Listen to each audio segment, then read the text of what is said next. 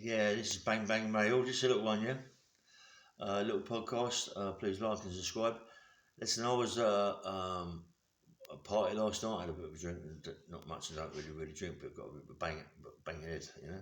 But this is just a quick one. Some guys was there last night, asked me about certain things, and I was telling them that how did it start. I said, listen, like everybody out there's got to realise this. You know what I mean? That there is so many people in prison who have been sexually abused mentally and physically, yeah? And I'm one of them people that got abused sexually and physically, yeah? And because of them reasons, it's not our fault that the way we turn out, yeah? It's not our fault the way we turn out, it's the people that have done this thoughts that the way we turn out.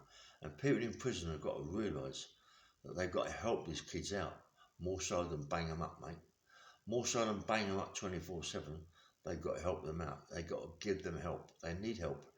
I needed that help, but I didn't get it.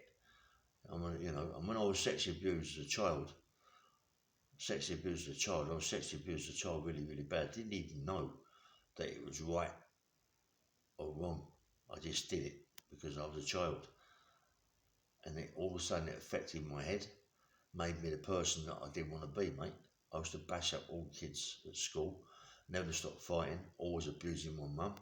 My mum was a widow, always abusing my brothers and sisters, but I used to get bashed up by my brothers and sisters. They didn't take much shit from me. And then because of that, no one could handle me, yeah? So they decided to put me in a home. They put me in a home in Wales. And let me tell you something. I was in a home in Wales.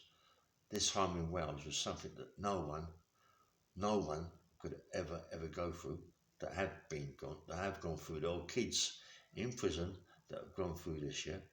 This is only a quick podcast, yeah? There's kids in prison that have gone through this and are in prison now crying out inwardly, yeah? That need help. People out there got to help them, yeah? I mean, come on, if I could go somewhere and talk to people about this, you know what I mean? How many kids out there, how many people in the audience have been sexually and physically abused and have ruined their life?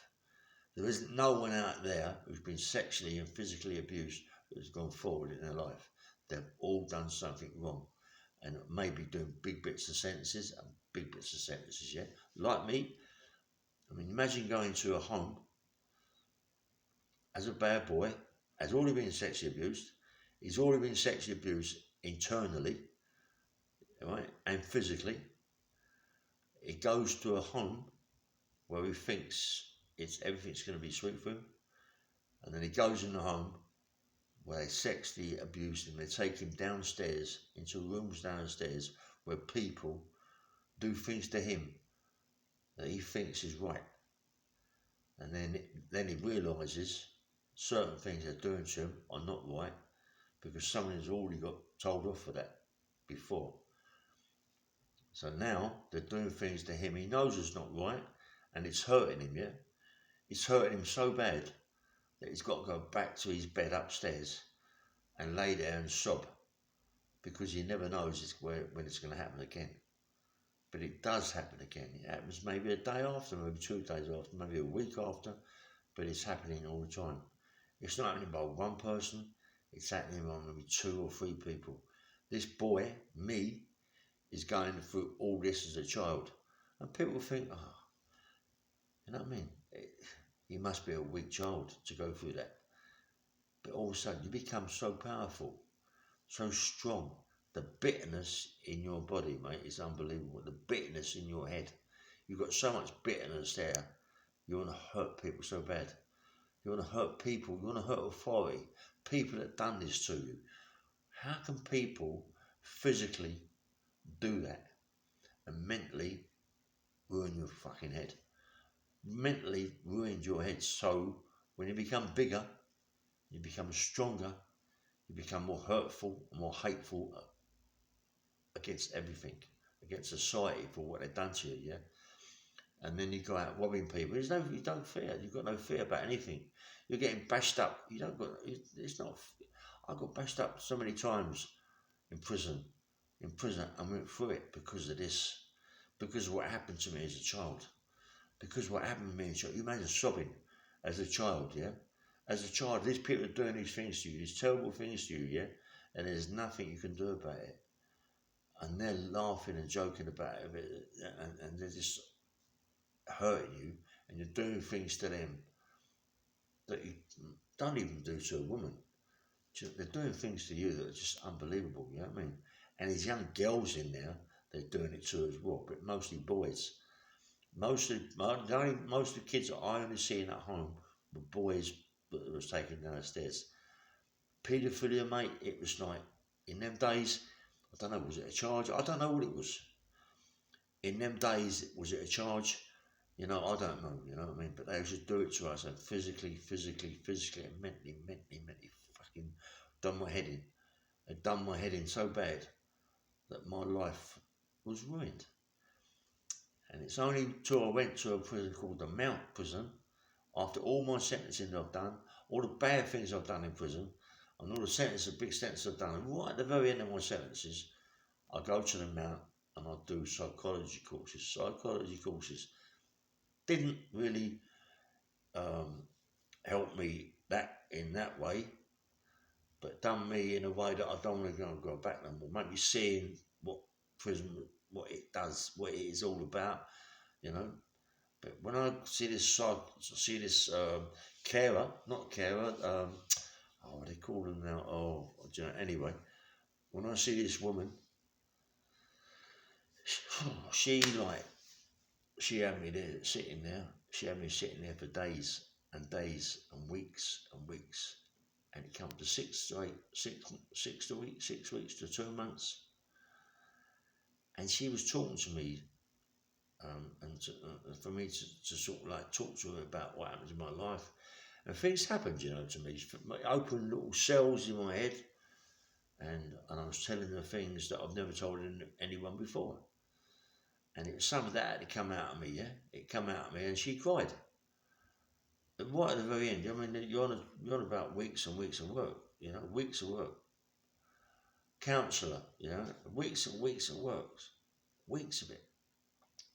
And all of a sudden, it come out. I started to sob, telling her this story. She started to cry, me telling her that story. And then it's sort of like, it was a relief that come out of me, yeah? A relief. But don't you think there's so many kids out there that need that? That need that help. That need that help to be talked to rather than be banged up 24 hours a day or 24 hours a day. Looking at all these DVDs that are killing people, shooting people and hurting people and watching what they're watching. You've got to help them out, mate. You've got to try to help them out. Prison isn't a relief, mate. Do you know what I mean? Prison isn't relief. Prison is prison. Even today, it's easy. It isn't. It's so easy in prison, it's a joke. But they're still taking your freedom. And that child is that boy or that woman or man are in their bed at night time, and they're fucking, and their little brains working overtime. And when they wake up in the morning in a bad mood start smashing things about, it's that what's happened to us that's made them do that, to be sexually, mentally, physically abused. Mate, I went through so much in my life, yeah? I'm a big man now. I'm a big man. I went through a lot. I've been through more than any other person that I know have been through. Sexually, physically, and nearly killed whilst in prison. Nearly killed. I've got stories, unbelievable stories. I mean, as I say, you know, I'm wanting to do a book. We're on the verge of it now. It's going to be frightening to me to do it. There's a lot of things that got to come out that haven't really come out even now, yeah?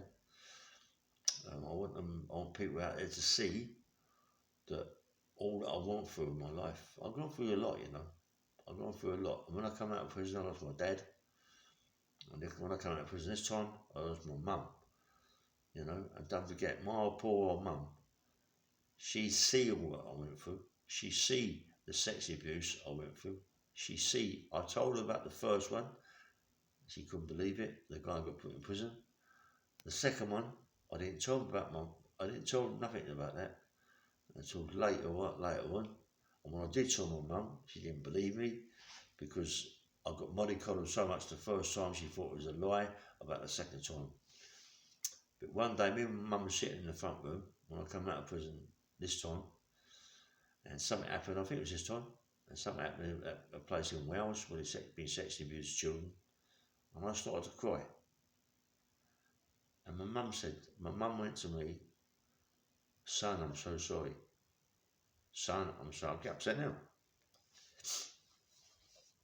Son, I'm so sorry, yeah. You know what I mean? And that broke my heart, you know. Broke my heart to think my mum now has found out that it was the truth, yeah. And what I must have went through and what I've been through in my life, yeah. Anyway, this is Ray Hill. Please like and subscribe. And I know it's a bit of a bad podcast to talk about, but it's come out, and obviously there's a lot more to come out, what they did and what they didn't do, and this, that, and the other. And anyway, please like and subscribe, and please try and have a nice day, yeah? Take care, bye-bye.